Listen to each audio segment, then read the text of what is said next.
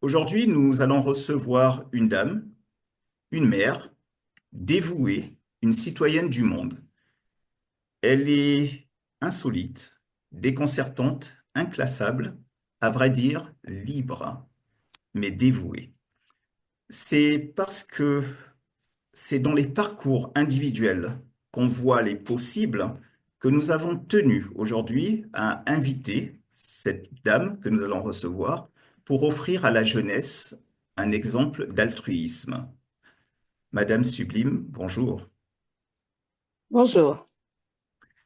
Madame Sublime, je vais vous demander de vous présenter à nos abonnés.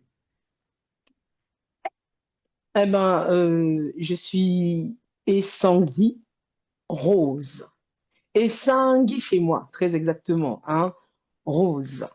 En effet, hein, je suis la maman, hein, l'heureuse maman de quatre enfants, hein, aussi euh, la fondatrice et présidente de cette association qu'on appelle CERF, pour Communauté Entraide Réseau France. D'accord. Alors, vous avez créé la CERF.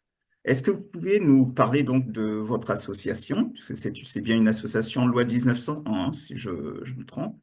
En effet, une Ok. association à but non lucratif. Alors, depuis combien de temps elle existe et quelle est l'histoire de sa création? Mais déjà, depuis combien de temps existe la CERF?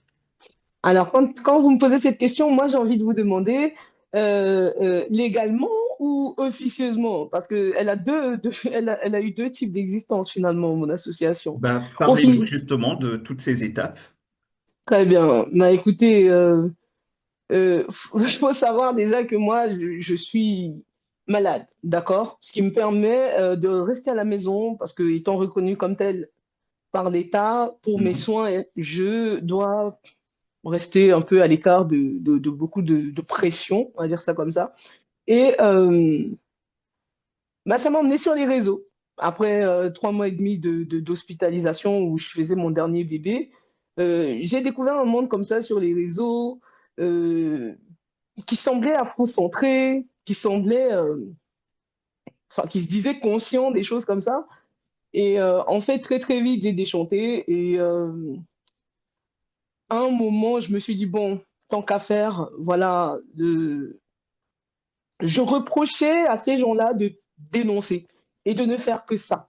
C'est pour ça que finalement, je me suis dit, mais tu ne peux pas reprocher aux autres ce que toi-même tu n'es pas finalement. Je me suis rendu compte à un moment donné que j'attendais de ces autres-là quelque chose que je pensais peut-être que moi, je ne pouvais pas. Donc j'attendais d'eux, je posais souvent la question, qu'est-ce qu'il y a et où est-ce qu'on peut me rediriger? Et à un moment donné, j'ai tout simplement décidé de proposer parce que je ne trouvais pas. Je ne trouvais pas ce qui ressemblait à cette conscience que j'estime qu'on devrait avoir dans la société en tant qu'humain, en tant que voisin, en tant que frère, en tant que sœur. Je ne voyais pas ça finalement ressortir de nos échanges sur les réseaux, malgré de beaux discours. Donc, à un moment donné, faut savoir que c'était août 2023. Il va m'arriver un épisode ici chez moi où je vais me retrouver à trimballer mes enfants. Donc, le grand n'était pas là. Euh, J'étais avec les trois petits, donc une de 7 ans, un de 1 an et l'autre quelques mois. Et je suis tombée malade tout simplement. Ce jour-là, ma voisine, avec qui je m'entends très bien, mariait son enfant, elle n'était pas là. Mhm. Ma meilleure amie venait d'accoucher, elle n'était pas là non plus. Donc, mince, mais je fais comment? J'ai dû trimballer tous les enfants aux urgences parce que moi, pour le coup, c'est moi qui n'allais pas bien. Arrivé aux urgences, on me renvoie à la maison parce que les deux bébés se mettent à pleurer en même temps, juste au moment où on me met le truc là pour prendre l'attention, tu sais. Oui. Mais, mais- et là, c'est lunaire ce qui se passe. Donc, t'as l'infirmier qui me dit, mais madame, mais là, on peut pas, c'est juste pas possible et tout. Et, euh, et moi, j'ai dit, oui, mais moi, je me sens pas bien, monsieur, faut aussi qu'on fasse quelque chose. Donc, je suis rentrée chez moi. Je suis rentrée chez moi, j'ai ouvert un live, j'ai pleuré en live. Il y avait des gens qui voulaient m'aider, mais la distance, parfois la personne regardait les frais, après on me dit, oh, ça fait loin. ça fait cher, ça fait ceci.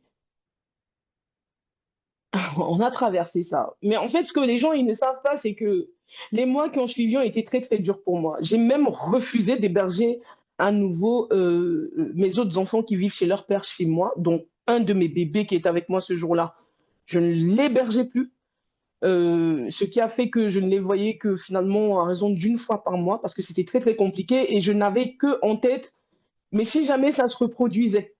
Et en plus, on est en France, on sait comment ça se passe. Ils ont été cool de me renvoyer, hein. Ils auraient aussi pu signaler et tout, ta. Donc, non, c'est pas passé. Et finalement, bon, avec le temps, ça a commencé à rentrer dans l'ordre, je crois, vers... non, même pas, hein, même pas, même pas. Parce que toute l'année, on l'a terminé dans cette situation-là. Donc, finalement, ce que j'ai fait, c'est que j'ai décidé de créer la CERF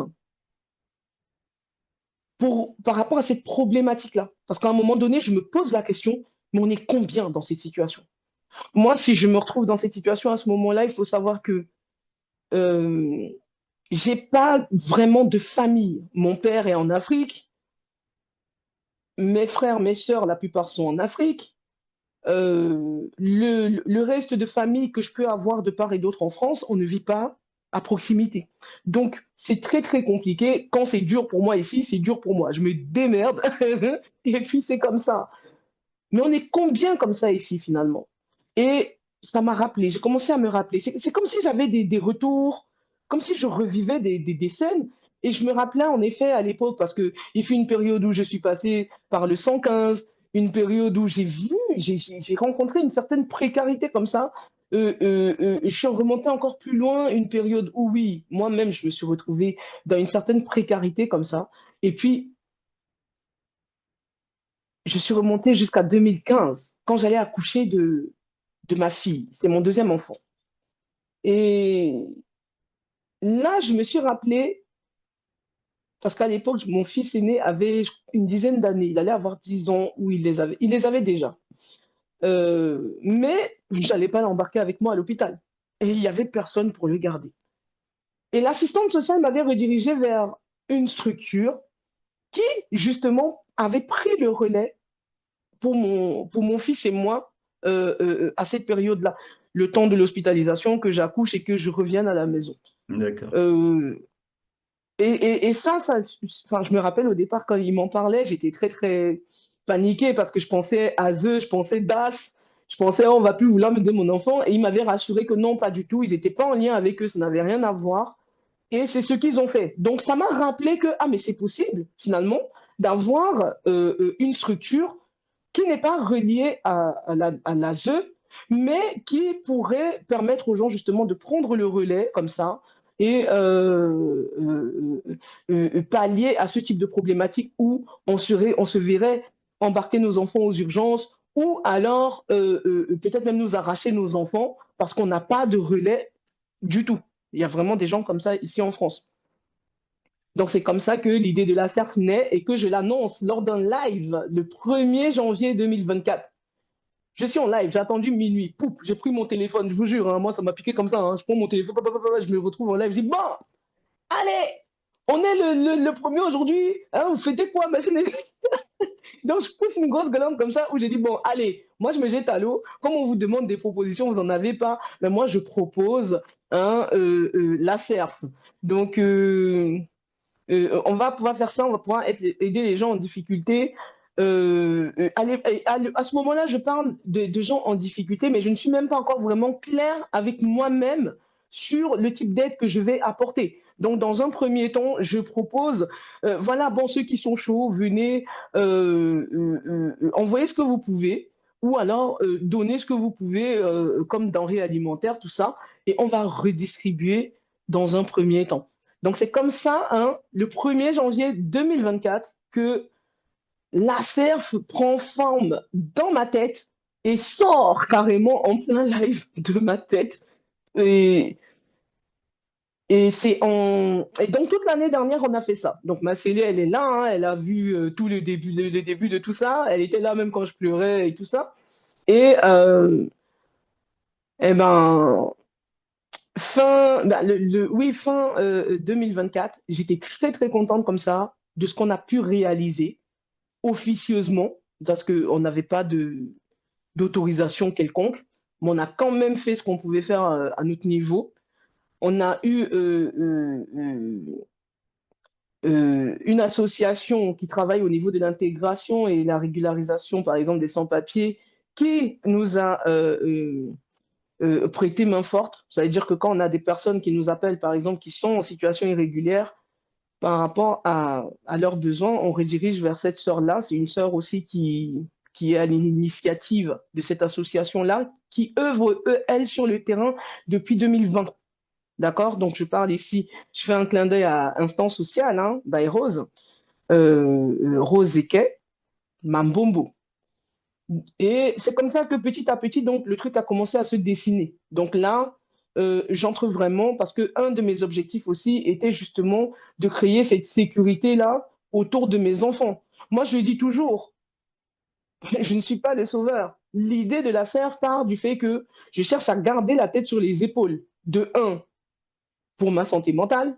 De deux, pour mes enfants, parce que si je suis bien ici, eux aussi sont bien. Mais il se trouve que j'étais très, très instable émotionnellement parlant, parce que pour moi, il était hors de question de revivre cette scène de août 2023 où mes enfants, bah, je vous jure, hein, quand on est rentré et que l'hôpital nous a renvoyés à la maison, moi, il n'y avait qu'une seule image qui passait dans ma tête, parce qu'en plus, j'avais le vertige. Et cette situation-là n'arrangeait pas les choses. Donc, ça amplifiait un mal-être sur un mal-être. Et il n'y avait qu'une seule chose qui me passait dans la tête, et c'est si je m'écroule là, comment ça va se passer? Comment ça va se passer? Donc quand je voyais ma fille qui va voir sa maman en train de s'écrouler, pour moi c'était hors de question. Je voyais les deux autres gamins, c'était hors de question. Je me rappelle avoir appelé la police, parce qu'on m'avait même dit oui, vous pouvez appeler la police, vous pouvez laisser les enfants. J'ai appelé la police. On me dit oui, mais madame, on ne peut pas garder trois enfants, nanani, nanana. Je me dis, mais c'est quoi ce délire?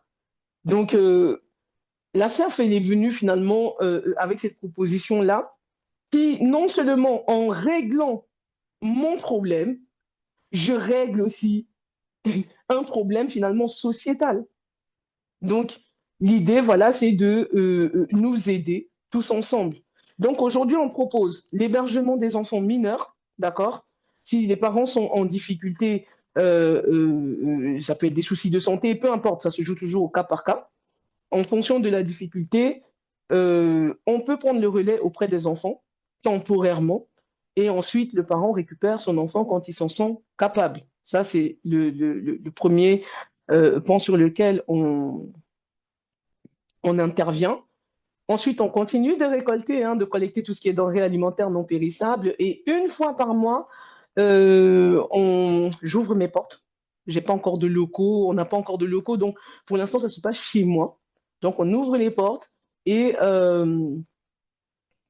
ceux qui sont enregistrés viennent récupérer. C'est des denrées alimentaires, donc il faut avoir au moins accès à une cuisinière, une kitchenette, quelque chose comme ça. La plupart des personnes qui en bénéficient sont des gens qui sont soit dans les hôtels, soit SDF, sans domicile fixe. On donne aussi tout ce qui est vêtements, les produits d'hygiène, etc. Donc tout ce qui est produit de première nécessité, on collecte. Donc là, juste à côté, il y a des cartons qui sont pilés là. Il y a des cartons. Toute ma maison, elle est infestée de vêtements, hein. D'ailleurs, c'est pour ça que je dis toujours, j'ai besoin de bénévoles parce qu'il faut venir m'aider à trier, classer tout ça. Parce que bon, tous les jours, c'est pas dimanche. Et bon, je fais ma maline, hein, j'ouvre ma grande bouche là comme ça, mais physiquement, je suis diminuée. On va pas se mentir. Donc, mais bon, on fait comme on peut et jusque-là, on a toujours réussi à s'en sortir. Donc c'est ça. Donc pour conclure la réponse à votre question, officieusement, la CERF naît le 1er janvier 2024 et officiellement, elle est légalisée en janvier 2025, tout simplement. Aujourd'hui, on est reconnu par la préfecture et on est autorisé à faire ce qu'on fait. Bah, félicitations, félicitations. Mais pour tout ce que j'ai entendu, alors j'ai compris, mais on ne peut pas non plus se lancer dans une telle activité si on n'a pas en soi, parce qu'il y a une part de don de soi là-dedans. Et je pense, est-ce que quelque part, en vous, il n'y avait pas déjà aussi quand même cette, peut-être, qui sommeillait en vous l'idée d'aller vers les autres, d'aider? Est-ce que vous avez déjà ressenti ça? Est-ce que vous ressentiez déjà ça en vous, cette Mais tendance? toujours, euh, toujours. Moi, je me rappelle. Bon, d'ailleurs, il y a ma maman, ma maman adoptive, hein, qui me disait souvent que j'étais utopiste. Euh, j'ai toujours été comme ça. Dès qu'il y a un truc, si je peux, je fais. Je me lève. Toujours. Moi, je m'oublie facilement, hein. Je m'oublie moi facilement. Je m'en vais gérer des histoires, accompagner des trucs. Et ça me laisse de très beaux souvenirs. Ça me laisse de très beaux souvenirs, comme par exemple cette femme que j'avais rencontrée à l'époque. Et elle était enceinte. Et quand elle a accouché, elle avait donné le prénom de mon fils à son fils en me disant que c'était pour se souvenir de nous parce que bah, elle était très reconnaissante par rapport à ce que j'avais fait et même mon petit aussi qui était très très cool.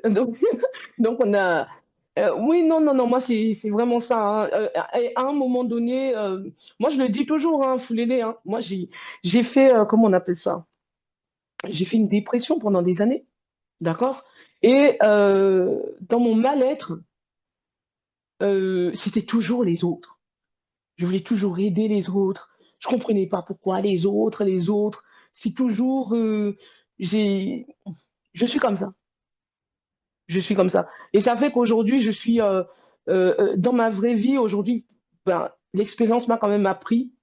Donc, j'ai fait un énorme travail sur moi et je prends énormément de distance émotionnellement parlant par rapport aux situations des autres. Mais ça n'empêche que si je peux, je suis toujours là. Je suis comme ça. Alors, maintenant, il y a l'engagement que on voit, et puis sublime, on voit que tu es comme on dit souvent, on voit que tu as une âme battante, t'aimes bouger, t'aimes, voilà. Mais après, il y a l'engagement dans l'association. Est-ce que, estimes-tu maintenant, peut-être même avec le recul, est-ce qu'il est important finalement pour toi de s'engager finalement, somme toute, dans la vie? Est-ce que c'est important? Tu as parlé tout à l'heure à travers les réseaux sociaux, tu as échangé, tu parlais notamment des milieux afrocentriques et autres, mais tu constatais que oui, on est beaucoup dans des discours, mais il y a peu d'engagement. Est-ce que c'est tout ça justement qui t'a emmené à vouloir justement passer à l'action concrète? Bien sûr. Bien sûr, il y a de ça. Parce qu'à un moment donné, mais parce que moi, ça m'énervait. De toute façon, on me connaît, je suis la folle qui gueule sur TikTok. Donc, et parce que justement, j'ai trouvé ça. En fait, j'ai eu un sentiment, un énorme regret de me rendre compte que le spectacle que j'ai laissé en 2018 sur Facebook, parce que certains là, ils pensent que moi je débarque, ils sont persuadés qu'ils étaient là, alors que nous, on a commencé ça depuis longtemps. Moi, j'ai connu les Kamites, par exemple, en 2012. J'étais dedans. J'en suis sorti parce que bah, il y a des choses que j'ai pas appréciées, mais ça reste un très beau mouvement pour moi. C'est quelque chose et qui a même impacté positivement dans l'africaine que je suis aujourd'hui.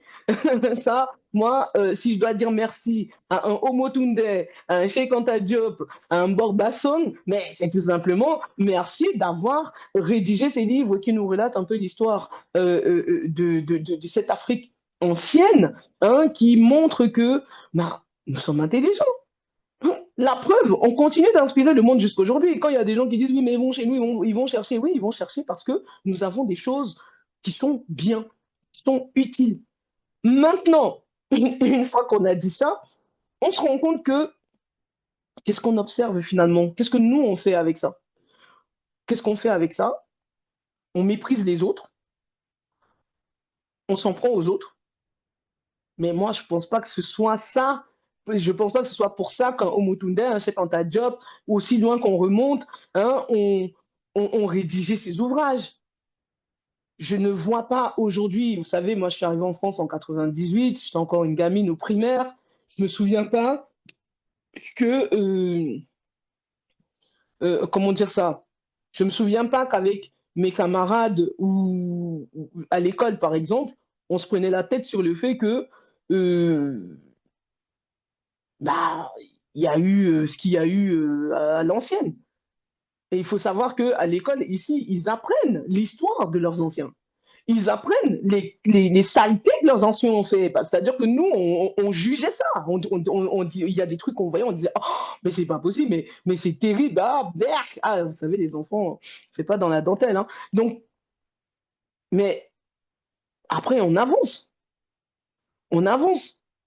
Ou pourquoi est-ce que j'ai le sentiment que le fait de lire certains ouvrages, déjà, on dirait qu'il y en a qui découvrent qu'il y a eu la colonisation ou qu'il y a eu l'esclavage. Moi, je comprends pas. Honnêtement, je comprends pas. Moi, c'est pas ce que Omotunde m'a fait découvrir. Moi, ce que Omotunde m'a fait découvrir, par exemple, c'est que je parle d'Omotunde parce que c'est mon tout premier livre Kamit que j'ai lu. D'accord?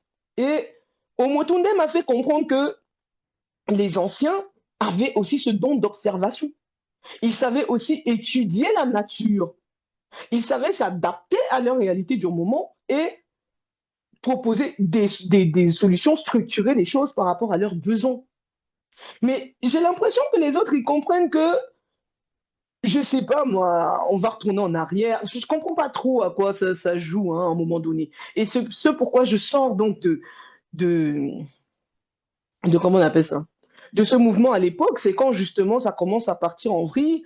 Kamit, qui était censé être uniquement une couleur de peau, devient. Alors, il faut que ce soit une couleur de peau plus une conscience. Et très sincèrement, jusqu'à présent, j'arrive pas trop à me définir cette conscience. Est-ce que ça veut dire que on doit retourner à l'Égypte de l'Antiquité, etc.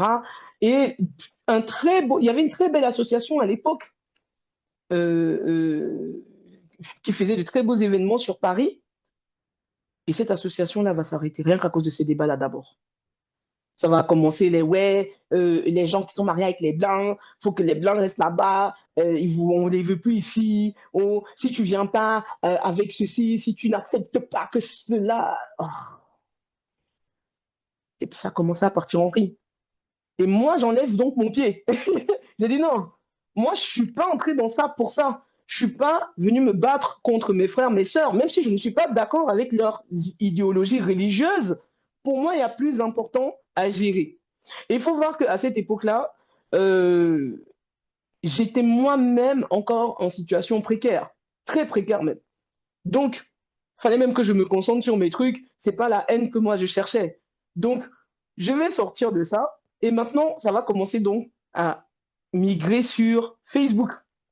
C'est Facebook qu'on avait à l'époque. Et sur Facebook, on a des frères. Moi, je me rappelle hein, des gens. Bon, je les nommerai pas, mais oui, oui, oui. Il y avait des frères comme ça qui faisaient des lives où maintenant, c'est attaque contre les religieux, on commence à leur donner des noms, Jésulâtre, Noirade, nanani, nanana. Et bien sûr, à l'époque, sur Facebook, on ne pouvait pas faire les appels à plusieurs comme maintenant, comme sur TikTok. Donc, c'était plus dans les commentaires. Et à un moment, donc, les trucs ont commencé à s'ouvrir au fil des temps. Donc, cette division-là, dans le monde kamite que moi, je fréquentais, entre 2012, à partir de 2012, c'est en 2015 que cette division commence. D'accord? Il faut voir qu'entre-temps, j'ai eu 2012, 2013, 2014, ça se passait très bien. On avait de très beaux événements. Euh, Moi, j'aimais bien surtout une des choses que j'affectionnais particulièrement dedans. On venait habillé en tenue traditionnelle. Ah, nanana. J'ai rencontré plein de beaux mondes. C'était trop, trop bien. Non, moi, c'était stylé, hein, franchement. Moi, j'ai trop kiffé. Il y avait des personnalités, les Lasconi, Nissim, comment il s'appelle? Même Dumbi. J'avais croisé Dumbi. J'ai des photos avec Dumbi à l'époque. Il y avait. Dumbi Fakoli. Il y avait Amama Zama aussi que j'ai rencontré. En tout cas, il y avait plein de têtes comme ça, inspirantes de la communauté qui venaient à ces événements-là. C'était très, très beau. Mais après, ça va commencer à partir en vrille. L'association Maisha Kwanza a arrêté les événements. Jusqu'au jour, on ne sait pas pourquoi, mais moi, je sais que toutes ces discussions-là, c'était déjà là, c'était déjà sur la table. Et il y en avait qui étaient d'accord, il y en a qui n'étaient pas d'accord. Moi, je me rappelle avoir entendu des gens qui disaient, mais Alors j'avais entendu ça d'une femme, j'avais entendu ça d'un mec aussi, qui disait, mais moi, on va pas me dire, hein, donc maintenant, jusque-là, moi, mon mari, je pouvais venir avec, mais pourquoi maintenant je peux plus venir avec et tout? J'ai trouvé ça un peu nul. Et sur Facebook, donc ça part dans les guéguerres. Oh, ils sont nuls, oh, ceci, oh, cela. Et donc moi aussi, je vais commencer à faire des lives de sensibilisation à l'époque. Donc ça, c'est quand je vais donc réussir à stabiliser ma situation, ma santé commence à... Enfin, on a trouvé un peu comment canaliser tout ça. Et là, je regarde et je commence aussi à donc intervenir sur des lives sur Facebook. Je fais mes propres lives où j'essaie d'attirer l'attention sur le fait que il y a énormément de colère et que ça mine un peu notre communauté parce que c'est vraiment la chose qui nous tue à l'heure actuelle. Il y a énormément d'incompréhension, d'accord? Un manque de tolérance, des choses légitimes hein, et justifiées. Moi, je peux vous justifier par A plus B plus Z comment quelqu'un peut en arriver à se poser dans des extrêmes. Donc, mon but à ce moment-là était d'essayer de temporiser un peu dans tout ça et de demander aussi, ben, pour le coup, aux Kamit qui s'affichaient sur les réseaux de calmer un peu le jeu, de ne pas être très agressif envers les autres. Ah, ben, j'ai été rejeté, hein, j'étais plus Kamit, hein, j'étais une vendue, j'étais une saisie, elle dit, bon, ouais, ouais, si tu veux, je suis plus Kamit. Parce que si c'est à ça que ça correspond, honnêtement, j'adhère pas du tout. Hein. Pour moi, quand on veut rassembler, on ne peut pas tenir un discours diviseur. Pour moi, ça n'a pas de sens. Donc, commencer encore à sectoriser aussi le mot kamit pour en faire quelque chose réservé à un groupe, pour moi, c'est pas différent de ce que font finalement les autres religieux. Donc, c'est comme ça que bah, moi, je sors de là et je continue quand même à m'édifier et tout. Et tout ce que moi, je comprends et retiens de l'histoire de nos ancêtres, c'est que malgré tout ce qui a pu se passer dans l'histoire, ils ont toujours été très forts et nous sommes encore forts aujourd'hui. Nous sommes encore forts aujourd'hui, nous sommes très intelligents aujourd'hui. Nous avons peut-être deux, trois choses à corriger, c'est normal. Il va peut-être falloir qu'on se concentre finalement à recommencer à étudier cette nature, re-questionner cette nature, comprendre cette nature. Moi, je pense que sans forcément retourner en arrière, on peut le faire. Eux, ils avaient fait comment à l'époque déjà pour y arriver? Ils avaient fait comment? Ils ont fait confiance à leur instinct. Ils ont fait confiance à leur esprit scientifique. Ils ont fait confiance à la nature. Pourquoi nous, on ne peut pas le faire? Pourquoi on va venir limiter les gens aujourd'hui en disant, oui, si tu ne connais pas le passé de tes... Non, non, ils disent souvent, si tu ne connais pas ton passé, tu ne sais pas d'où tu viens. Mais mon passé, à moi, je le connais. Et je ne pense pas qu'il y ait quelqu'un ici sur Terre qui ne connaisse pas son passé, à moins qu'on lui ait effacé la mémoire. Ça, c'est autre chose. Mais tout le monde connaît son passé. C'est-à-dire mon passé à moi sublime. Je le connais très bien. Maintenant, si tu veux me dire que je dois connaître d'abord le passé de mes anciens et de mes anciens et de mes anciens, hein, donc remonter jusqu'à l'antiquité de l'histoire pour pouvoir être force de proposition, encore une fois, je trouve que c'est un discours qui vient limiter les gens. C'est mon point de vue. Donc, j'ai donc décidé, hein, aujourd'hui, euh, j'en ai la possibilité. Je suis bien plus stable qu'à l'époque. Et avec toute l'aide qu'on pourra, on fera ce qu'on pourra. Et l'objectif au travers de cette initiative, c'est que les personnes qui entrent ici chez moi, qui viennent prendre, qui me confient leur histoire, c'est de leur montrer que on n'a pas besoin d'être riche, on n'a pas besoin de je ne sais trop quoi pour faire. Il faut juste vouloir en fait finalement. Et quand tu veux vraiment, mais tu fais. La preuve, ça fait plus d'1 an que je suis là-dedans. Hein. C'est pas facile, hein, Poulélé. Hein. Oh, moi, il y a les jours où je pleure ici. Hein. Mais je pleure pas par rapport à l'association. Je pleure parce que, bah, écoute, il y a des jours plus durs que d'autres. Moi, je suis un peu diminué physiquement. Mais ça n'empêche que, moi, ça me fait énormément de bien, pour le coup, de faire ce que je fais. La serve, quelque part, c'est aussi une forme de thérapie. Donc, encore une fois, je m'aide en aidant les autres. Et ma fatigue, pour le coup, devient positive parce que j'aime bien me dire, bah, je suis fatiguée parce que, bah, écoute, j'ai passé deux, trois coups de fil aujourd'hui qui ont duré 2 heures parce qu'on était en train de réfléchir sur le cas de X, Y, Z, plutôt que me sentir fatiguée parce que, bah, je suis pas bien en fait. Voilà. Donc, on peut tous faire si on le souhaite vraiment. Mais est-ce qu'on souhaite vraiment tous, hein, la même chose? C'est aussi ça. Est-ce que tout le monde a les mêmes aspirations? Est-ce que tout le monde a une vraie vision d'unité? Est-ce que tout le monde là qui utilise les Omotunde, les Cheikh Anta Diop, les Kamites, l'histoire des ancêtres de l'Afrique, etc.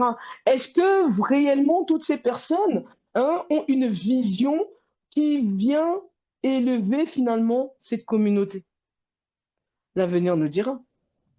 Tout à fait. Et de toute façon, ce qui est important, c'est chacun à son niveau, en tout cas, de poser des actions concrètes. Et en soi, la CERF, dans ce qui t'animait, toi, tu as posé une action concrète.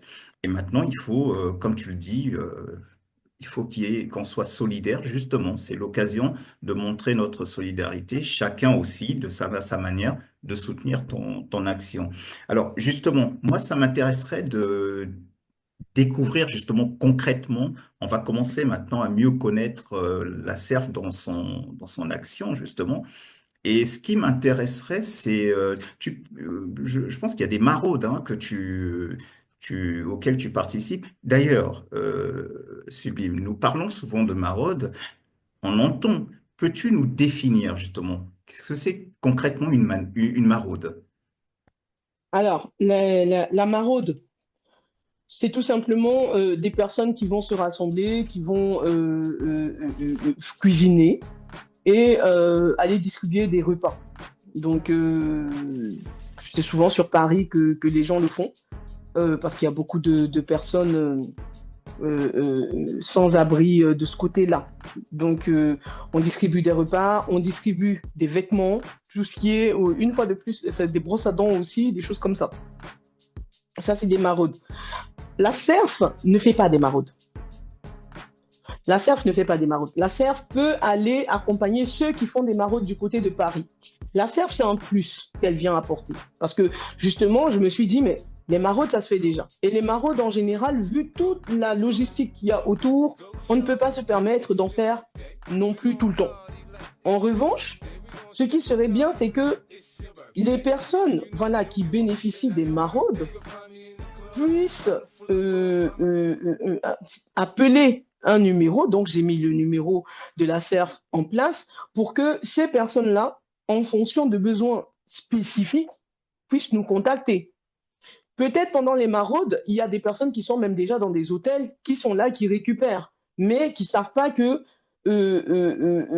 en plus de ça, ben, elles peuvent contacter aussi la CERF qui peut débloquer un petit colis pour eux. Donc, c'est un plus par rapport aux maraudes hein, que nous, on vient proposer. Les gens qui sont dans les hôtels, par exemple, moi, je me rappelle à l'époque, hein, quand j'étais à l'hôtel, c'était très, très compliqué, toute cette histoire-là. Et quand tu avais la chance d'être, par exemple, dans un hôtel où tu pouvais cuisiner, mais là encore, il fallait avoir de quoi cuisiner. L'hôtelier ne te donne pas de quoi cuisiner. Les assistants sociaux ne donnent pas forcément de quoi cuisiner. Si tu as de la chance, on peut te rediriger vers les restos du cœur. Mais tous les sans-papiers, pour le coup, n'ont pas des assistants sociaux qui les redirigent vers les restos du cœur. Donc, c'est un plus qu'on vient apporter. On n'invente pas quelque chose qui existe déjà, mais c'est comme une épicerie sociale dans laquelle les gens viennent récupérer ce qui est disponible. Tu as besoin de quoi? C'est à manger, tiens, il y a des pâtes, il y a du riz, il y a de la farine. Qu'est-ce que tu veux? On te fait un petit paquet, tu pars avec, ça peut te soulager quelques jours. Hein, parce que, bon, pour l'instant aussi, c'est aussi en fonction des moyens qu'on a. Donc, ça te soulage comme ça peut. Hein. La vision étant qu'avec le temps, plus la serre sera vulgarisée, on compte bien mettre en place euh, des espèces vous savez, parfois, vous arrivez dans les magasins et vous voyez, il y a les gens, par exemple, de la Croix-Rouge qui sont là avec un caddie et les gens mettent des trucs. Parce que là, si les gens cotisent, c'est pas beaucoup non plus. Donc, les colis sont vraiment c'est vraiment le strict nécessaire et c'est limité. Hein. Donc, c'est pareil, on inscrit les gens et en fonction de ce qui est disponible, on a un certain nombre de personnes qui auront accès à cela. Voilà. Mais c'est un plus qu'on apporte. Un plus par rapport aux maraudes. D'accord. Mais alors, de toute façon, à travers la CERF, tu as participé. Alors, après une maraude, Sublime, ayant été confronté à la souffrance d'hommes et de femmes, ayant fait face à, on peut le dire, hein, à la déshumanisation peut-être, comment refaire surface en rentrant chez toi? Là, je parle de ton expérience à toi. La vie continue. Moi, je vais sur TikTok, je bavarde. Moi, c'est ma façon de gérer. C'est pour ça, parfois, on dit les folles et tout. Moi, je regarde les commentaires, je ris. Parce que, bah, écoute, on fait comme on peut, hein. Quand il y en a qui disent TikTok, c'est un asile. Moi, j'accepte. Parce que quelque part, comme je dis souvent, il faut bien que ça sorte. On ne peut pas emmagasiner hein, ce type d'énergie, les garder comme ça. Donc, il faut que ça sorte. Et bah, je vais. Parfois, une fois, on m'a dit, mais toi, pourquoi tu vas toujours là où tu sais que bah, on t'aime pas, ça va pas passer ce que tu vas dire et tout. Je dis, mais parce que je pense que j'en ai besoin. Je pense que j'en ai besoin hein, de naviguer finalement dans cette espèce d'adversité qui finalement pour moi n'en est pas une. Parce que c'est comme ça que je sors de ma tête finalement ce que je viens de voir. Parce que c'est dur. C'est très très dur. Quand tu vas et que tu vois quelqu'un qui n'a pas de chaussures, tu vois quelqu'un qui... Je ne sais pas comment ils font. La dernière fois, en janvier, on est parti avec Rose. On a fait la maraude avec Rose là-bas. Mais j'avais même emmené ma fille. J'avais emmené ma fille, mais au bout d'une heure, on gelait. Il faisait un froid pas possible. Et je me rappelle, je me suis posé cette question. Ceux qui étaient venus avec moi, on s'est posé cette question. L'équipe de Rose, mais en fait, tout le monde se disait, mais comment ils font ces gens pour tenir sous ce froid? Comment ils font? En une heure, foulez-les, j'avais les doigts des mains, les orteils, tout était gelé. Comment ils font? C'est des extraterrestres. Respect. Et c'est d'ailleurs ce qui me fait penser que mais il faut des cellules psychologiques. Il faut un suivi, parce que ça aussi, c'est un projet que, si tout se passe bien, ça aussi, ça se mettra en place avec le temps, parce que je suis en train de chercher des psychologues, des personnes, même qui s'y connaissent dans le développement personnel, mais des professionnels qui pourront écouter. Moi, enfin, il y a des personnes que je les rencontre quand on se parle, sous les ça va pas, ça va pas. Et là, moi, je m'en rends compte, je le vois, mais qu'est-ce que je peux faire? Donc, je te donne ce que je peux te donner. Je, truc, il y a même un frère à qui j'ai dit, inscris-toi au CMP. Je te donne mon adresse et ce n'est que ça le problème. Parce qu'il n'était pas bien du tout. Parce qu'il n'était pas bien du tout. Donc, on fait vraiment ce qu'on peut. Moi, j'ai hébergé, hein, j'ai hébergé l'année dernière, toujours dans le cadre de la CERF, j'ai hébergé un jeune homme ici. J'ai hébergé un jeune homme. Bon, après, je dis un jeune homme. Ouais, bon, 28 ans, je crois, hein, si je me souviens bien, qui était dans une situation, il savait pas où dormir. Il m'a alpagué en route. Bon, lui, quand même, c'est que il avait quand même les papiers. C'était un Français. Donc, enfin, je lui ai demandé, il m'a expliqué sa situation, etc. J'ai contacté les intervenants sociaux. Oui, c'était une question de temps. Je l'ai hébergé là, quelques mois. Après, il est parti. Mais tout ça, on n'en parle pas, tu vois. Mais on fait ce qu'on peut. Parce que quand on dit, mais venez maintenant, on discute les vraies choses. Parce qu'on se dit conscient. Qu'est-ce qu'on fait maintenant avec cette conscience? C'est quoi cette conscience qui consiste à accuser les autres d'être la raison de nos malheurs, les accuser, à prendre exemple constamment sur des Chinois, sur des Juifs qui font des choses. Et quand on dit maintenant, mais venez, on fait des choses, il n'y a plus personne. Pourquoi? Donc pour moi, il y a une grosse disquette que les gens ils nous mettent en utilisant l'histoire ou le vécu de nos ancêtres. Et je répète, ce n'est pas le nôtre. La preuve même que nos ancêtres ont bien bossé Foulélé, c'est que, regarde, toi et moi, on est là, on est posé, on est à l'aise. On est à l'aise. Je vous rappelle qu'il fut un temps où un noir ne pouvait même pas broncher ici. Ils n'auraient jamais imaginé que Foulélé et Sublime seraient en train de parler par écran interposé, ils ont chacun leur maison. Hein. Si ils passent même en route, là, on les regarde mal, ils vont. Le regard seulement, hein, la puissance du foufou. Quand tu regardes toi-même, là, tu restes dans ton coin. Parce que ça prouve qu'ils ont bossé. Alors pourquoi est-ce que moi, je dois me plaindre? Donc si je me plains, c'est de ce que nous, on ne fait pas aujourd'hui. Si je me plains, c'est pour que nous, on se réveille, d'accord, et qu'on arrête de nous reposer sur nos lauriers. Si je me plains, c'est pour qu'on arrête d'utiliser l'histoire de nos ancêtres comme si c'était devenu une espèce de culte bizarre dans laquelle on va dans des réalités fictives. Parce que ce qui se passe là actuellement, regarde-moi, regarde-toi, c'est la preuve vivante que nos ancêtres ont bien bossé. Parce qu'il y a eu des combats, il y a eu des luttes, il y a eu des revendications. Donc ça a porté leurs fruits ou pas? Moi, je sais pas. Tout à fait. Alors, tu parles de combat, de tous les combats, je parle de toi, hein, de tous les combats associatifs auxquels tu as pu participer, que ce soit donc la CERF du coup, et même dans d'autres associations où tu aurais participé, lequel t'a le plus marqué et mobilisé également? J'imagine que la CERF maintenant te mobilise particulièrement, mais voilà, j'ouvre la question, elle est ouverte. Quel est le combat en milieu associatif, je précise bien, t'a le plus marqué? Mais ça serait la serre. D'accord. Ça serait la serre. Parce que c'est dans la serre que je me retrouve à être à la fois, euh, je suis tout dans la serre.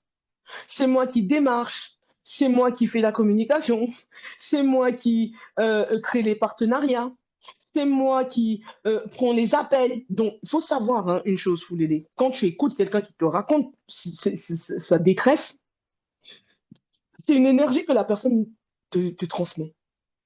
Et tu dois faire avec. C'est exactement pareil que quand tu vas sur Paris faire la distribution et que tu te rends compte que mince, hein, tu rentres de là, tu ne rentres pas comme quand tu partais et en fait tu ne te sens pas mieux que quand tu arrivais. Donc, c'est vraiment pas évident. C'est moi qui prends les appels. Après avoir pris les appels, c'est moi qui dois encore démarcher pour trouver des solutions. Si j'ai pas de solution, je dois encore commencer à activer mes connexions pour voir, hein, voici la situation, qui peut faire quoi, qu'est-ce que je peux faire dans cette situation, parce que j'apprends aussi sur le tas pour le coup. Donc je découvre aussi énormément de choses et c'est énormément d'informations à emmagasiner. Et je fais tout ça sans compter que, pareil, à la compta, je sais pas pourquoi toi, voilà, à la compta, c'est moi. Réception du truc, c'est moi. Parce que même s'il y a des personnes qui me soutiennent, encore une fois, c'est vraiment pas évident pour quelqu'un d'arriver à équilibrer son quotidien et celui de la CERF en parallèle. Parce que la CERF, en réalité, est très prenante, que ce soit physiquement, émotionnellement. C'est très, très prenant. Donc, en tant que fondatrice et présidente, je porte toutes les casquettes. Si les autres ne font pas pour X ou Y raison, je dois faire. Parce que si je ne fais pas, ça s'arrête. Donc mon niveau d'implication dans la CERF n'a aucun égal de toutes les implications que j'ai pu avoir jusqu'ici. La plupart des associations que j'ai soutenues jusqu'à présent, alors j'ai eu à soutenir la Croix-Rouge pendant 1 an. En fait, ce que je faisais, c'est que pendant 1 an, une association, 1 an, une autre association. Et j'ai fait la Croix-Rouge, j'ai fait UNICEF, j'ai accompagné aussi dans des maraudes spontanées que les gens décidaient de faire de gauche à droite. Mais c'est pas moi qui étais derrière l'organisation. La Croix-Rouge, je donnais ma contribution financière. C'est pas moi qui calculais quoi que ce soit. Enfin, j'allais même pas chercher à savoir ce qu'ils ont fait avec. Euh, mais là, quand c'est toi qui crée l'association, je pense qu'il n'y a pas son égal. Il n'y a pas. C'est la CERF, là où je m'implique et là où je ne me suis jamais impliqué pareillement qu'ailleurs, c'est dans la CERF. D'accord, d'accord. Bon, sublime. S'il t'était donné la possibilité de choisir une époque dans laquelle vivre, laquelle choisirais-tu?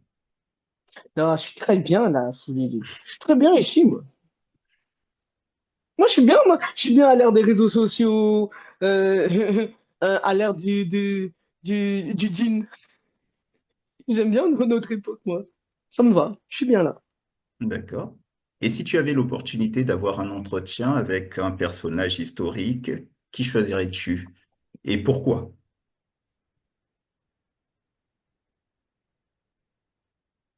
Attends, faut que je réfléchisse bien à ça. Parce que là, ouh, moi, il y en a deux. Il y en a deux hein, que j'aimerais bien. Il y a Thomas Sankara. Il y a Thomas Sankara parce que euh, quand j'étais gamine, je crois que c'est le premier homme hmm, que j'ai entendu qui luttait pour la cause de la femme. Il avait même mis les hommes au travail au Burkina. Pour moi, ça m'a marqué ce truc-là. Donc oui, j'aimerais bien avoir un entretien avec Thomas Sankara, qu'il me dise un peu, oh mais vas-y, d'où ça devient ça? Hein. En plus, il était mignon, hein. J'ai vu des images. Donc oui, Thomas Sankara. Mais il y a aussi Omotunde, pour le coup. Omotunde, parce que c'est le tout premier, enfin, mon tout premier ouvrage Kamit que j'ai lu, c'était Hymne et prière Kamit de Omotunde, Jean-Philippe Omotunde à l'époque. Mon livre, il est encore ici. Il n'avait pas encore changé, il ne s'était pas encore fait appeler Kalala. Et bah, pour moi, ce livre-là a marqué ma période évolutive. Ça a été le départ de quelque chose pour moi.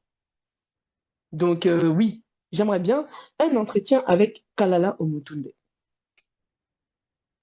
Ok, bah, deux personnages, oui, passionnants et importants également. Alors, Sublime, nous avons tous des peurs, a priori. Nous avons tous des peurs de quelque chose. On aimerait savoir quelle est ta peur, ta plus grande peur.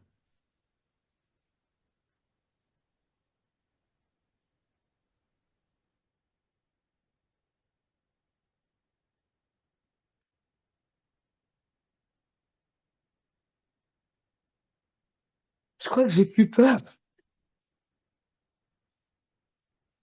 Je suis angoissée naturellement parce que, bah, écoutez, je suis quelqu'un Mes quotidiens sont pas évidents, hein, mais non, je n'ai plus peur.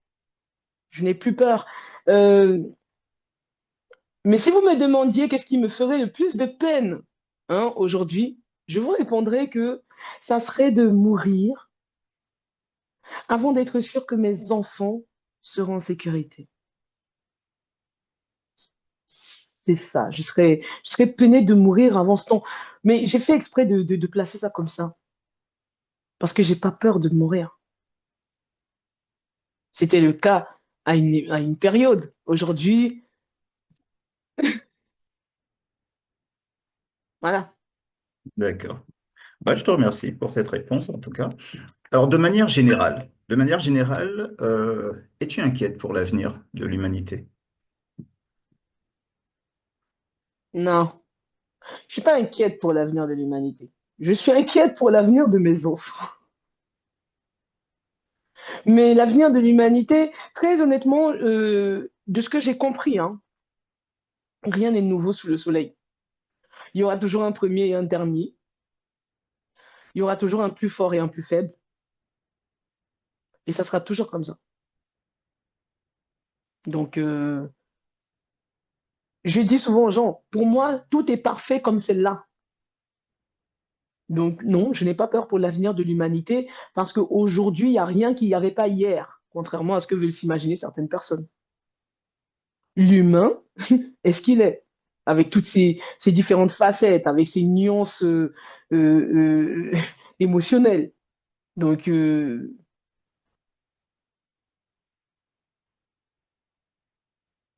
mm. Je suis pas inquiète pour l'humanité. L'humanité sera toujours. Ok. Mais je trouve que je le prends comme un excellent prérequis pour avoir ce type d'engagement que tu as. C'est important, ne serait-ce que dans un état d'esprit pareil, c'est bien pour après pouvoir aller vers autrui. Euh, de quelle aide sublime? C'est en même temps, tu es là pour aider, mais j'ai compris aussi le principe, c'est la solidarité. De quelle aide pour tous ceux qui pourront t'aider, qui voudront t'aider, de quelle aide concrètement as-tu besoin et comment peut-on te faire parvenir justement cette aide-là? Donc j'ai compris, on peut te faire parvenir des vêtements, enfin bref, c'est à toi de répondre. De quoi la SERF a besoin et comment on peut apporter une aide à la SERF? Alors, la CERF, elle a besoin de tout ce qu'il faut pour faire tourner une association. Et tout ce qu'il faut pour faire tourner une association, c'est déjà des bénévoles, euh, des fonds, donc finances, parce que parfois on est emmené, on se déplace beaucoup, mine de rien. Surtout quand on a des sans-papiers qu'il faut accompagner à Paris, c'est des frais. Euh, quand on va être emmené à héberger des enfants, ça va engendrer des frais aussi. Parce que enfin, si on a une famille quand on charge un enfant, l'objectif n'est pas de tout lui laisser tout à sa charge. Donc, eux, ils vont fournir l'hébergement pour l'enfant, la sécurité physique, et il faudra que on ait les à côté. C'est pas payer la personne parce que c'est bénévole, mais le bénévolat ne veut pas non plus dire qu'on va se foutre dans la merde parce qu'on veut aider les autres. Donc, toujours un rapport de donnant-donnant. Pour moi, c'est très, très important. Euh, on va avoir besoin de tout ce qui est juriste aussi, parce que c'est bien quand même d'être protégé, hein, et on est bien protégé ici quand on connaît les rouages du système. C'est vraiment important. Donc, oui, oui, on a besoin des finances, on a besoin des bénévoles, on a besoin en effet des dons, hein, tout ce qui est vêtements, produits de première nécessité, c'est vraiment important, hein. On a des femmes qui ont besoin même de serviettes hygiéniques à l'heure actuelle.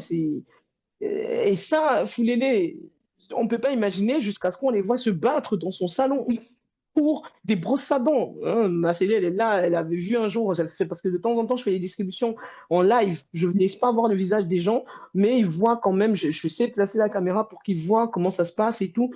Et je me rappelle avoir vu en commentaire, mais elles vont se battre pour de la semoule, des trucs comme ça. Donc, oui, on a vraiment besoin de tout ça. On a besoin, comment dire, parce que moi, par exemple, je suis basée dans le 78. Mais c'est vrai que dans ma vision, la CERF doit avoir un point de distribution un peu partout en Île-de-France, dans un premier temps. Et pourquoi pas plus tard, si c'est possible, partout en France. Ça veut dire que moi, je fais un point dans le 78. Il nous faut un point dans le 94. Il nous faut un point dans le 9-3. Il nous faut un point un peu partout pour que ceux qui sont plus proches, par exemple, ou qui sont même du côté du 94, n'aient pas besoin de se faire 3 heures de trajet pour venir chercher un colis alimentaire. Donc, on a besoin de volontaires aussi. Ça, c'est important. Et c'est pourquoi, encore une fois, bah, ça peut être très, très frustrant quand on se rend compte on échange sur les réseaux avec énormément de monde, avec des personnes qui se disent conscients, qui se disent vouloir élever et aider et soutenir la communauté, mais que finalement, on ne peut pas parler finalement des enjeux et des réalités finalement que rencontre cette communauté. Et moi, je vais même dire une chose, hein. Je crois que c'est pas plus tard qu'hier que je le disais. Moi, ça ne m'étonne pas d'entendre quelqu'un à un moment donné dire qu'il est du RN. Un Africain qui dit ça. C'est qu'à l'époque, j'étais choquée, mais mon ouverture d'esprit a fait qu'à un moment donné, j'ai approché ces gens-là et j'écoute pour comprendre, pas pour juger, pas pour attaquer. Et à un moment donné, quand on écoute pour comprendre, on entend de la peine, de la douleur. Parce que ces gens-là, ils ont tous un discours commun. Quand j'avais besoin, ils n'étaient pas là, ils savent juste juger, ils savent juste mépriser, ils savent juste ceci. Donc, nettoyage. Donc, bien sûr, moi, je ne m'allie pas à ce type de discours, mais je peux l'entendre, et c'est pas parce que mon frère pense cela que ça ne sera plus mon frère. Et donc, à partir de là, quand je me rends compte qu'il y a un sérieux problème et que j'ai des gens dans ma famille qui s'en vont là où j'estime qu'ils ne devraient pas aller, c'est à moi maintenant de me poser les questions et de voir de quelle façon je peux faire en sorte que cela n'arrive plus dans l'avenir. Si je ne fais que les juger, les condamner et leur fermer la porte et leur retirer même leur famille, bah, faut pas s'étonner alors finalement qu'il y ait toute une cacophonie dans la communauté comme celle à laquelle on assiste aujourd'hui. Donc moi, je fais ma part parce que sincèrement, quand tu comprends finalement de quelle façon on se dessert nous-mêmes, si tu peux, fais ce que tu peux. Voilà, moi c'est ce que je dis. Je comprends tout à fait. Alors c'est vrai que la nature a horreur du vide, hein, ce que tu disais, un frère qui va aller, c'est vrai, la nature a horreur du vide. Maintenant, c'est là aussi que c'est important que des personnes comme toi puissent prendre ce type d'initiative justement pour combler ce vide-là, parce que ça n'a pas de sens non plus de d'aller vers celui qui même, parce que je vois mal quelqu'un, enfin a priori, je dis a priori quelqu'un c'est pas les gens du RN qui viennent aider les étrangers en difficulté. Encore que ça peut, on ne sait jamais, mais ça paraît pas très, c'est pas très sensé. Mais cependant, effectivement, dans l'autre cas, on peut penser, on peut comprendre qu'une personne qui est totalement démunie, qui est révoltée, voyant qu'il ne reçoit même pas l'aide de ses frères, elle peut effectivement, dans ce moment de révolte, avoir une attitude qui paraîtrait incohérente et aller donc, comme tu dis, vers le RN. Bon, je comprends tout à fait. Je comprends tout à fait. L'altruisme, je cite hein, Albert Camus, il dit, l'altruisme est une tentation, comme le plaisir. Qu'en penses-tu? Je pense pas, je suis pas d'accord. L'altruisme est une tentation comme le plaisir. Je pense que soit on l'est, soit on ne l'est pas, tout court. Le plaisir, c'est quelque chose de, je dirais, ponctuel. Hein, allez, je bois mon petit verre là, ça me fait plaisir, ou ça me le fait pas. En revanche, on est altruiste, on l'est, ou alors on ne l'est pas. C'est pas une question de parce que j'ai bu, je suis devenu altruiste. Non, on l'est ou on ne l'est pas. C'est mon point de vue. Tout à fait. C'est pour ça que tout à l'heure, je disais au début, je disais que pour faire ce que tu fais, il faut avoir quand même en soi cette âme à tendre vers les autres. Voilà. Donc je disais, on ne devient pas ce que tu es comme ça. Peut y avoir une histoire, certes, mais si on n'a pas déjà cette ouverture, cette volonté d'aider, cet amour de l'autre, d'autrui, on peut pas. On peut pas à la rigueur, on reste un peu dans son coin, on aide à travers les autres, mais on passe pas soi-même, on donne pas de soi. Ce que toi tu fais donc à travers la CERF. Et donc, écoute, je te dis bravo. Euh, Est-ce que la CERF a un site internet? Oui, www.surfcommunity.com. Est-ce qu'à travers le site internet de la CERF, pour les personnes, alors tu as dit justement que tu souhaiterais que la CERF ait enfin, cette présence nationale également. Pour l'instant, est-ce que moi, par exemple, qui suis en France, mais qui ne suis pas forcément en région parisienne, je prends un exemple, si je veux, par exemple, faire un don, alors là, en termes financiers, par exemple, Est-ce que à travers le site de la CERF, je peux faire un don? Alors, je sais que le site de la CERF, il permet d'accéder directement au lien PayPal. D'accord? Donc, il y a une partie de données, je crois, et quand vous cliquez dessus, ça vous met sur le PayPal.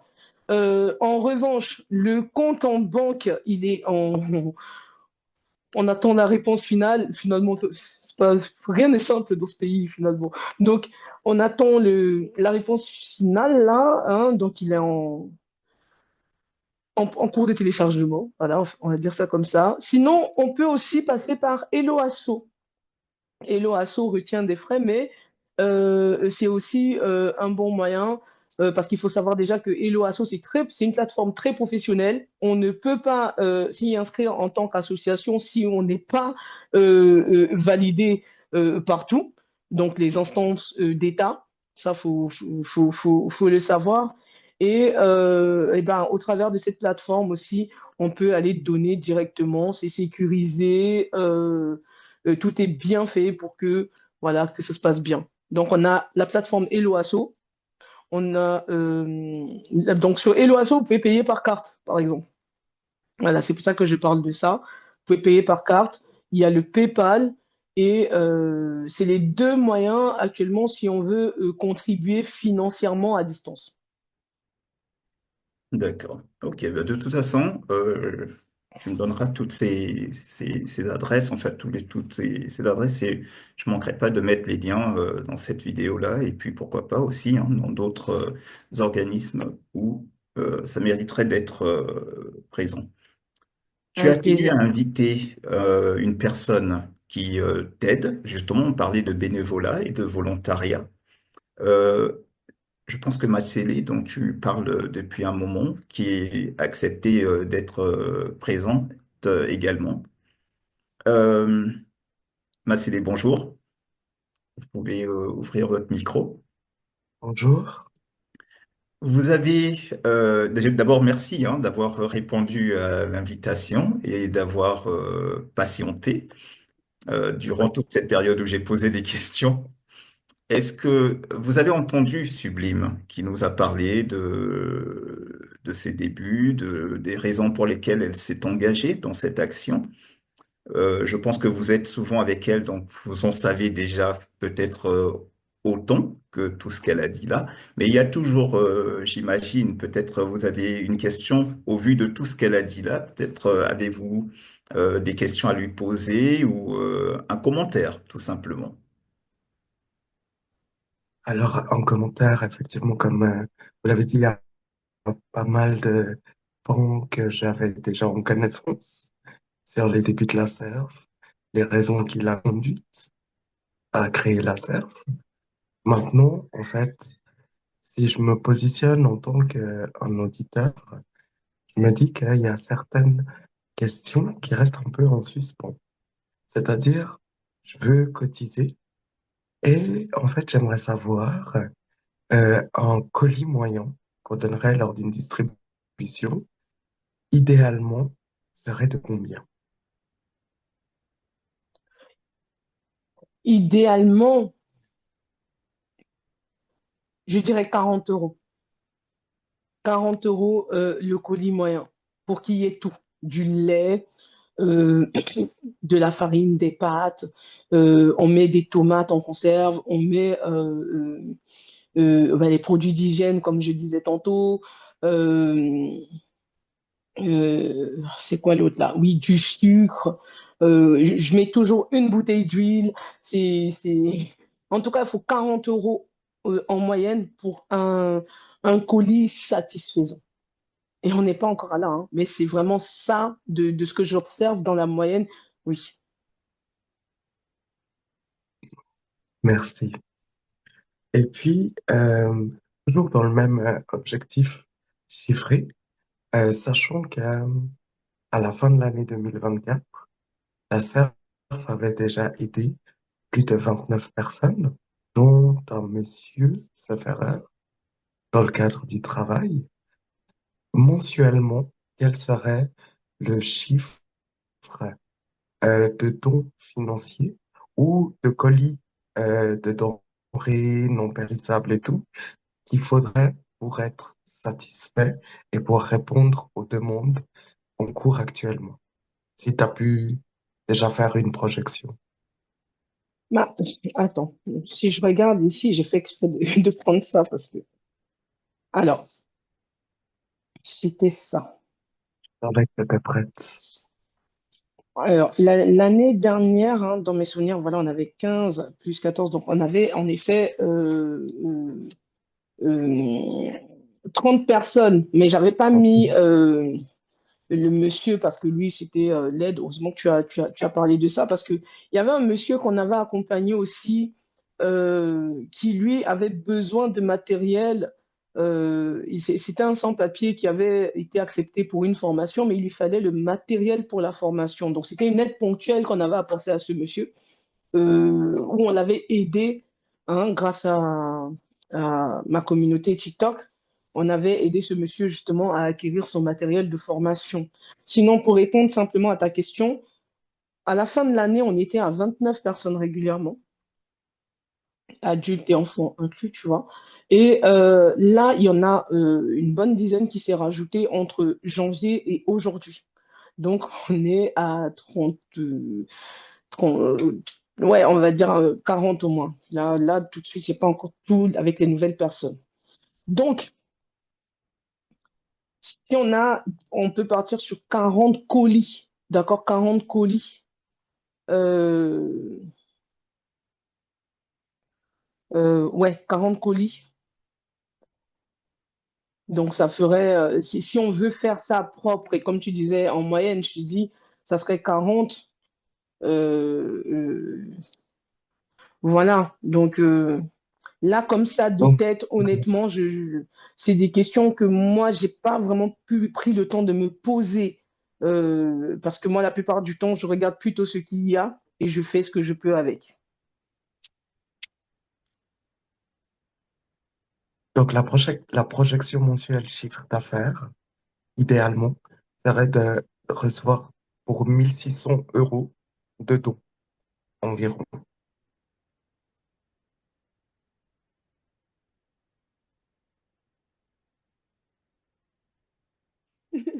Non, mais Environ. j'ai pas Environ. envie 40 euros, 30 personnes. de, de, de, de dire de bêtises, ni de répondre juste pour répondre. Comme je te dis, vraiment, honnêtement, moi toute seule, avec tout ce que je fais déjà, Hmm. là, je prends même conscience du fait que ce sont des réponses que je devrais avoir, mais que j'ai pas eu le temps, peut-être parce que je ne me les suis pas posées moi-même. Et le fait que tu les poses là comme ça me fait prendre conscience de cela. Mais comme je fais ce que je peux. Mais c'est très bien. Parce que dans le fond, on a répondu puisque 40 colis, non, 30 colis fois 40 euros, environ 1600 euros de dons. Donc, ils ont une idée chiffrée de ce que ça peut représenter et c'est ça l'important. Voilà. Donc, et puis ensuite, en termes de bénévolat, pour que tu puisses te sentir soulagé et pouvoir faire travailler la serre euh, comme il faut, enfin comme tu la visionnes, comme tu la visualises, euh, de combien de bénévoles aurais-tu besoin de volontaires par secteur? Si tu as une idée aussi approximative, hein. Ça peut Mais peut-être motiver.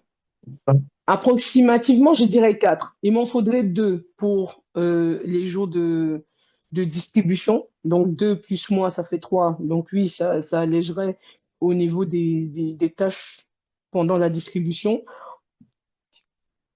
Il faut quelqu'un qui pourra prendre les appels. À un moment donné, on avait la sœur Prisley sur TikTok qui faisait ça. Donc, elle s'était portée volontaire. Elle a pris les appels pendant un moment. Je t'assure que ça m'avait fait un bien fou parce qu'elle m'avait enlevé une certaine pression. Et rien qu'avec ça, elle devenait ouf. Je sais pas si tu te souviens, mais rien qu'avec ça, elle devenait ouf. Donc, oui, il faudrait une ou deux personnes qui prendraient le relais au niveau des appels. Comme ça, quand quelqu'un d'autre prend les appels, la personne me retrace l'histoire et moi, ça me laisse vraiment de l'espace dans ma tête pour pouvoir me centrer justement à chercher les intervenants qu'il faut, apporter plutôt les solutions. C'est énormément d'énergie hein, à prendre l'appel, écouter. Ensuite, il faut tout renoter. Ensuite, il faut aller faire, etc., etc. Donc oui, ça fait gagner du temps aussi, qu'il y ait des personnes qui fassent ça. Et il faudrait aussi des personnes, par exemple, qui ont des voitures ou des camions pour pouvoir justement, comment on dit ça, Euh, quand il faut faire des courses, parce que quand les gens ils font des dons, ensuite il faut faire des courses. Je paye des taxis, moi, hein, ça engendre des frais qui auraient pu être évités, hein, tout simplement bah, parce que j'ai pas d'autres moyens. Voilà. Donc on a besoin aussi de ça, de personnes qui peuvent nous dépanner avec leur voiture. C'est une fois par mois, hein, une fois par mois. Euh, voilà, ça peut aussi être bien. Donc là, j'en ai cité combien? J'avais 4, 5, 6. Allez, on dit 6. Voilà, 6. Merci, Sublime. Monsieur Foulélé, moi, j'ai posé mes questions et je pense que c'était des infos qui avaient besoin d'être passées. Elles étaient assez ciblées. Merci, Massili. En effet,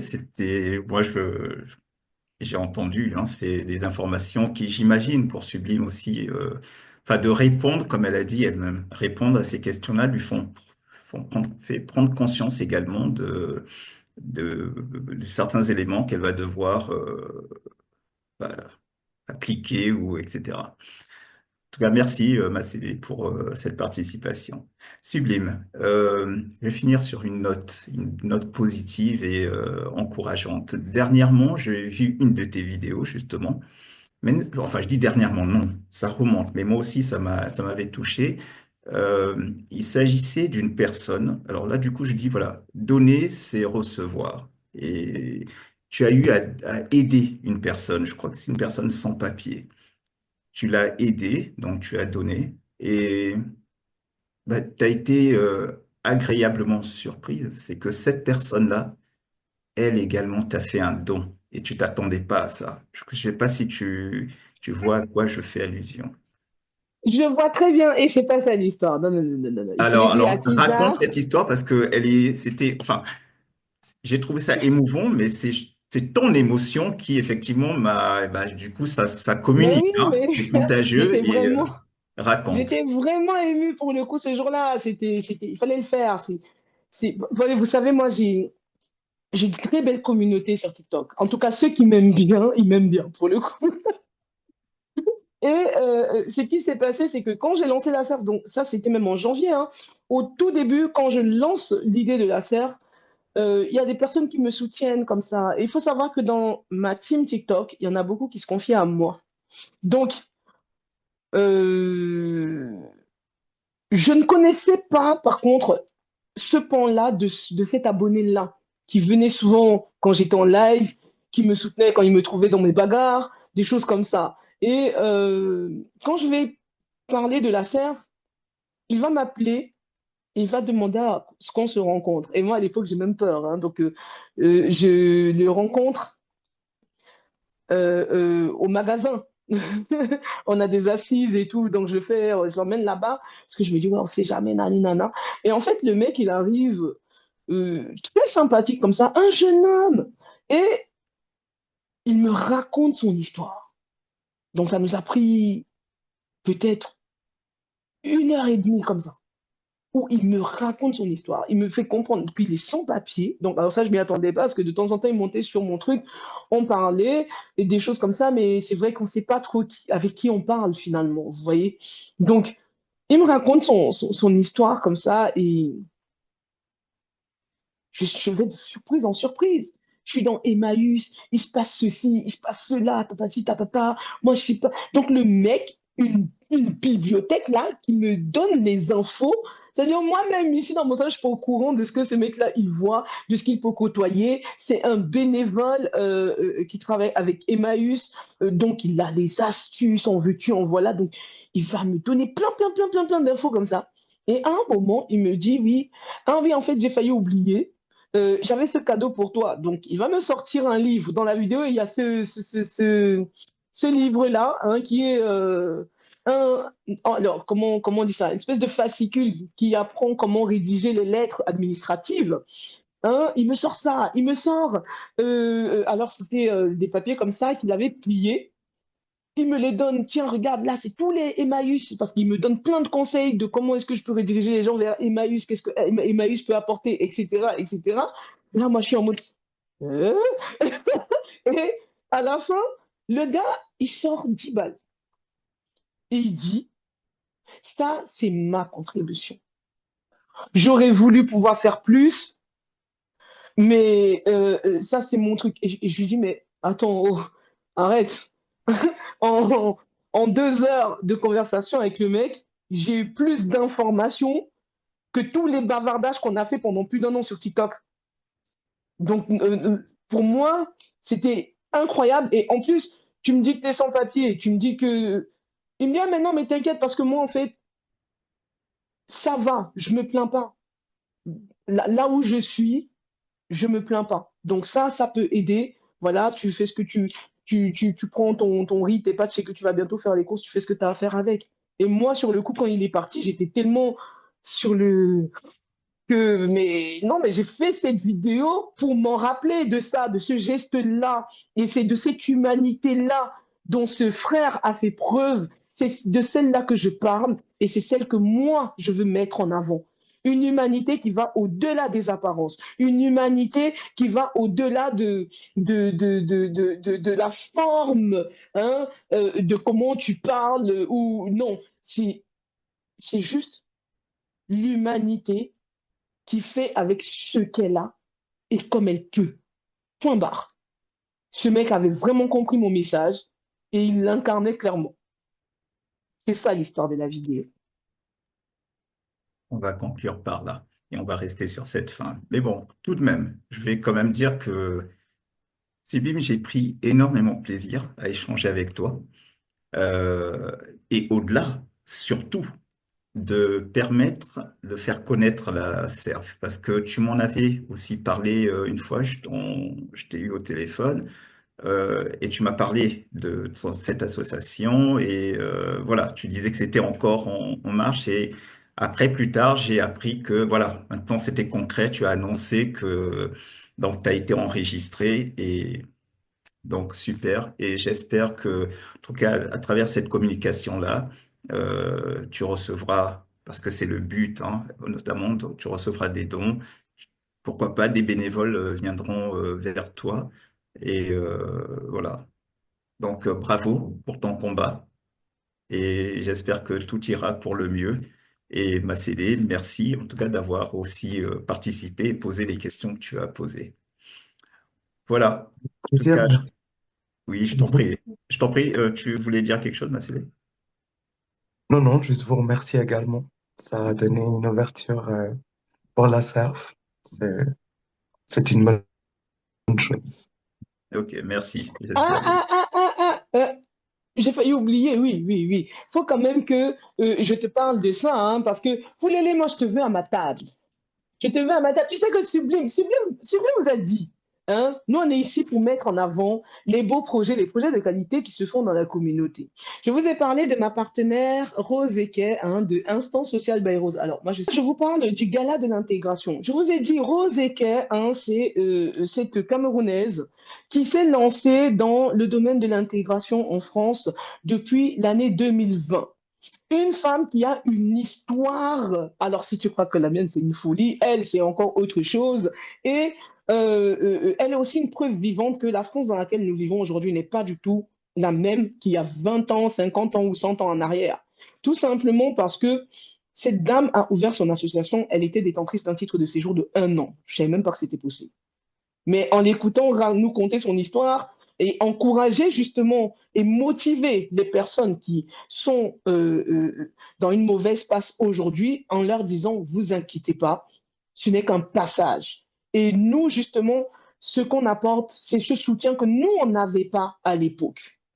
Énormément de choses sont faites aujourd'hui. Et Rose lance le gala de l'intégration, qui est un gala de charité c'est le 28 juin. Le 28 juin. Et j'ai des places. J'ai des places parce que je monte ma table, je constitue ma table, hein, pour aller soutenir justement cette sœur qui, avec les fonds, veut s'acquérir des locaux à Paris pour son association. Au travers de ces locaux-là, elle veut pouvoir faire bénéficier à certaines personnes, en tout cas à ceux qui en auront besoin, comment on appelle ça, d'une adresse de domiciliation, par exemple, entre autres choses. Donc, de toute façon, sur la page TikTok, je posterai des choses où elle en parle mieux, elle, hein, en tout cas. Mais je voulais quand même lui faire un clin d'œil parce que nous avons des combattantes, des battantes, mais des vraies dans la communauté. Et je pense qu'il faille aussi en parler. Donc, un clin d'œil à Rose Eke, hein, à qui je dis un grand merci pour son implication, hein, dans la communauté. Voilà, je termine par là. D'accord. Donc, je te veux Mais à ma table. Attends, tu dis-moi n'as d'abord pas... ici, dis-moi. Oui, Dis-moi ici. Tu seras à ma table, non? 28 juin, tu seras à ma table. j'essaierai. Je ferai tout. Je ferai tout mon possible. Ça veut dire que tu peux aider à ta place, hein. Tu vas m'envoyer ta place. Comme ça, moi, je réserve. Tu as vu, non? Voilà, on va se dire. Ok. On va finir cette conversation. Inbox Foulele vient de s'engager, hein, devant tout le monde. Il prend sa place. C'est ça qu'il s'agit. Cette communication t'était dédiée, toi et la CERF. Alors, je te laisse le dernier mot. Bah écoutez, encore un dernier mot pour moi. Ouh. Donc, non, mais moi, j'ai juste envie de dire une chose. Si les gens n'avaient pas fait preuve d'humanité, je ne serais pas là pour passer le message que je passe aujourd'hui. Il est inadmissible pour moi que tout ce que nous sachions faire se résume à critiquer, dénoncer et critiquer. C'est important. Je pense qu'il est important de dénoncer et critiquer.